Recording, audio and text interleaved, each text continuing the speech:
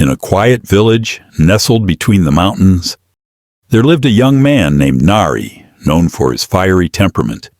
He would often lose control of his emotions, becoming angry over the smallest things and regretting his outbursts afterward. One day, while walking near the river, he met an old monk named Sakyamuni who had arrived from a distant monastery. Observing Nari's troubled demeanor, the monk asked, "Why are you so troubled, young man?" Nari confessed that his emotions were like storms rising within him, beyond his control. The monk listened and then said, "Emotions are like the waves on the river. They rise and fall, but beneath the surface the water remains still.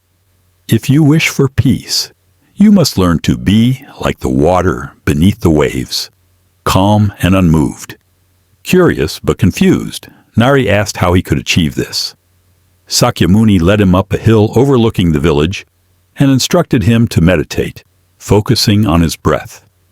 However, Nari found it difficult to quiet his racing thoughts. Frustrated, he told the monk, "I can't do it. My mind is full of noise, and I can't control it." The monk calmly replied, "The storm inside you is like the rainy season's fierce weather, but if you observe it, it will pass. Don't resist it. Instead, learn to sit with it." Nari sat silently, and after a while, noticed that the intensity of his thoughts diminished. He realized that his emotions, though strong, were temporary, and as he allowed them to pass without engaging with them, a sense of peace emerged. The monk explained that the key to emotional control was not fighting the emotions, but letting them flow without attachment. Emotions, like storms, come and go, and if one remains anchored, they lose their power. The practice of mindfulness was also introduced to Nari. Sakyamuni explained that being mindful means staying present, observing emotions as they arise, without reacting impulsively. When Nari asked what to do if emotions were too strong, the monk offered an analogy.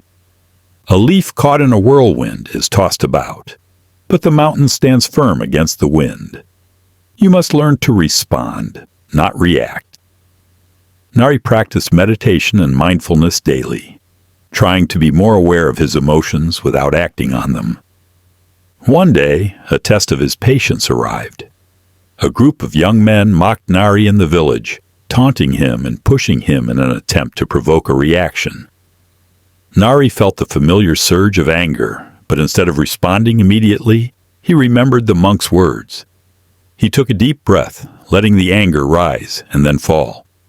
The anger faded, and he remained calm, not giving in to the provocation. The young men, frustrated by his calmness, left him alone. Nari realized that he had passed the test. He had learned to remain still, like the mountain, even when the winds of anger threatened to overwhelm him.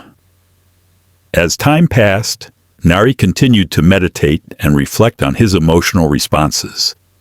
One day, while sitting with the monk, he asked about compassion. "Isn't compassion also an emotion?" Sakyamuni smiled and said, "True compassion is not attachment or reaction. It arises from understanding, not from pity. It is the recognition of shared suffering, and when it arises, you must not cling to it. Let it flow naturally." Nari understood that emotions such as compassion, love, anger, and joy were part of life, but they should not control him. The path to emotional control was not about suppressing emotions, but understanding them and letting them pass without attachment.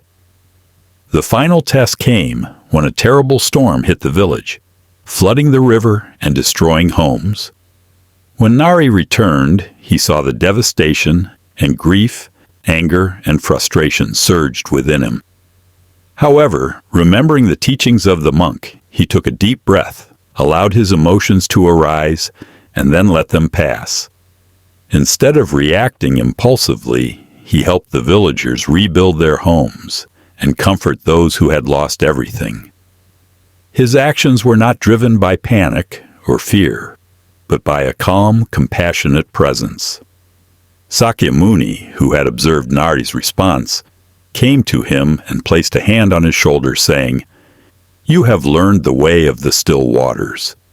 You have understood how to control your emotions by observing them without attachment, and now you have found peace. But remember, the path of peace is not about eliminating emotions.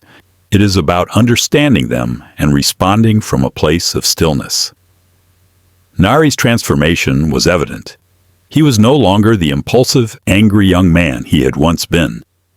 He had learned that true peace was not the absence of emotions, but the ability to observe them, let them pass, and respond with compassion and wisdom. Over time, the villagers came to see Nari, not just as a former troublemaker, but as someone they could turn to in times of difficulty, a source of calm in the storm of life. His journey had shown him that emotions, when understood and observed, could be the greatest teachers, guiding one to deeper peace and a better understanding of the world.